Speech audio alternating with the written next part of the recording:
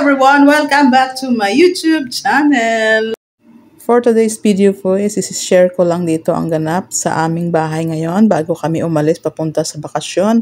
Ayan, nag-prepare kami ng macaroni para aming ilaga. Ayan, kasi gagawa kami ng macaroni salad. Ayan, nagsalang muna kami ng mainit na tubig para ayan mamaya is mamikos-mikos namin ng mga sahog dyan. Sama-sama gagawin namin siyang macaroni salad para pagdating namin doon is may baon kami. So ayan, nakumulo na po yung ating tubig at ilalagay na dyan ang ating macarona para yan ay mapalambot na bago natin yan siya lagyan ng mga sangkap. 2 balot po yung aming ginawa dyan para marami-rami ang aming baon. Yan, imikos-mikos mo lang yan, day, para hindi magdikit-dikit kasi yung ating caldera is hindi na siya non-stick. Kaya imikos-mikos mo pa yan para hindi siya nga maglabing-labing. Charot. Ayan. Palambutin natin ng ilang minuto. At yan, pagkalipas nga ng ilang minuto is yan na nga po siya. Maluluto na, malambot na yan, inday, pwede na natin yan siyang hanguin. Kaya, ayan. At ayan na po, ang aming macarona, malambot na, kaya i-drain lang yan natin dyan. Tanggalin natin yung mainit na tubig. At para ng ating mabanlawan yan, banlawan mo yan siya, inday, banlawan mo, inday, inubos pa talaga, sinimot kahit isa eh. So, ayan. Patuloyin lang po natin yan. At para mamaya ay atin na yan malalagyan ng sangkap na ingat-ingat inday. So ayan, habang pinapalamig po namin yung aming macarona, nagprepare naman kami ng aming mga damit dyan. Kasi nga, 4 days daw kami sa bakasyonan. Ayan ang aming mga maleta na paglalagyan ng aming damit. At yan, nakakalat pa oh.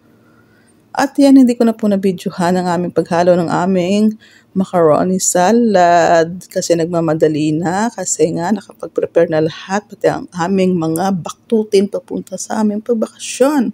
Napakarami naming hahakutin kaya yan. At bago nga kami umalis ay talaga nagsiguro muna ako ng aking sikmura. Siyempre mahirap na kasi hindi natin alam yung ating laban na pupuntahan. Ayan, kain-kain ka lang muna, inday. Kanin lang po yan at saka pansit canton yung kinain ko dyan. No? Okay lang yan, basta makakain lang, inday. Anigurado ka, inday, bago ka sumabak sa laban. At yan, dito na nga po, nagbiyahe na kami. Mabilis na kasi nagmamadali na yung aming amo. Ganito talaga ang buhay ng isang atsay. Anytime, everywhere, kahit saan ka nila yayain, go pa rin. Ayan, naglalakbay na kami. Hindi namin alam kung saan kami pupunta kasi first time pa lang po akong sumama sa kanila kung saan sila magbabakasyon. Ayan, tingin-tingin muna tayo sa gilid ng kalsada. At nandito na kami sa isang desyertong tanawin. Pero kanina pa ako tingin dyan. Wala man lang ako nakikitang camel. So ayan, ganito talaga ang buhay ng mga atsay. Pag nakahawak ng cellphone, ayan, panay selfie, panay video. Ayan. Yung isa nagatuking-tuking kung kasino katuking-tuking yan dyan. Oh, di ba? Seryoso ata. Inday, kaway-kaway ka nga, inday. Ayan po ang aming mga dala. Ang dami naming hahakutin, ibababa mamaya doon. So ayan o, inaantok-antok na nga ako dyan kasi medyo mahaba-haba na yung biyahe namin. Parang hindi ko mapigil yung aking antukin. Ayan, nagkungak-kungak ng ilong. Yan, selfie-selfie ka lang, inday. Oh, hi ka dyan. Oh, wag mo akong selfie-selfiehan dyan. Oh, ang layo pa ng aming lalakbayin. Medyo ano siya kasi nga parang mahangin, kaya parang nagsa-sandstorm siya dito. Ayan, tahimik lang ang aming taga-Maniho. Mabait yan ang aming taga-Maniho. Sige, go lang tayo. Dalhin mo lang kami sa ating paruruunan. Kasi ang ating mga amo is sumusunod sa atin. Parang talagang gusto na akong pumikit dyan. O, inaantok na talaga ako. Kaya, mahaba-baba ang ating lalakbayin. Pero baka pwede naman akong matulog muna. At finally, pagkalipas ng ilang minuto ay nandito na rin kami sa aming destinasyon. Nandito na kami sa aming kwarto. Ayan, ayan mga kalat dito, kalat doon dyan ang aming mga gamit.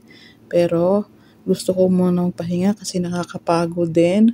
Sa dami ng aming binabang mga dala namin galing sa sasakyan. Ayan, dito muna tayo sa medyo maliwalas na kwarto.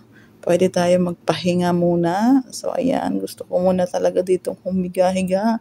Maganda naman tong kwarto na to, maliwalas. At ayan, talagang gusto ko na maghinat-hinat muna ng aking likod. Pero pagkalipas ng ilang sandali po, bumangon na rin ako dyan kasi nagyayaya na rin ang aking isang kasama dito na gusto niya muna kami gumala-gala doon sa labas. Punta raw kami sa labas kasi titingnan daw namin doon kasi maganda daw ang paligid dito kasi nakapagbakasyon na sila dati dito. Kaya sabi ko, sige tara.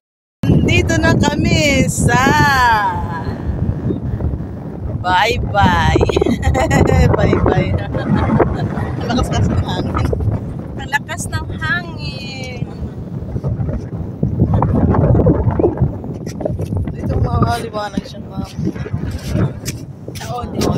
Liwanag po siya dito.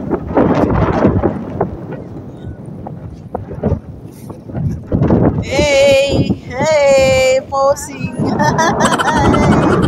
Maligo siya sa dagat. Ganyan ang attire niya. Yan ang bagong attire ngayon pang swimming. Hindi swimsuit or two-piece. Ganyan. Pag naliligo kayo sa dagat, ganyan yung attire nyo, ha? Sakay ka na dyan. Wala kang ano.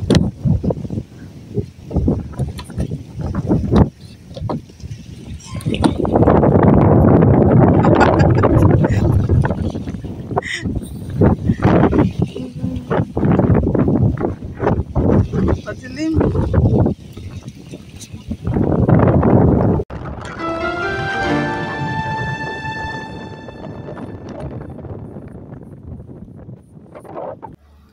Hapon na po dito kaya ganyan medyo madilim na yung palibot.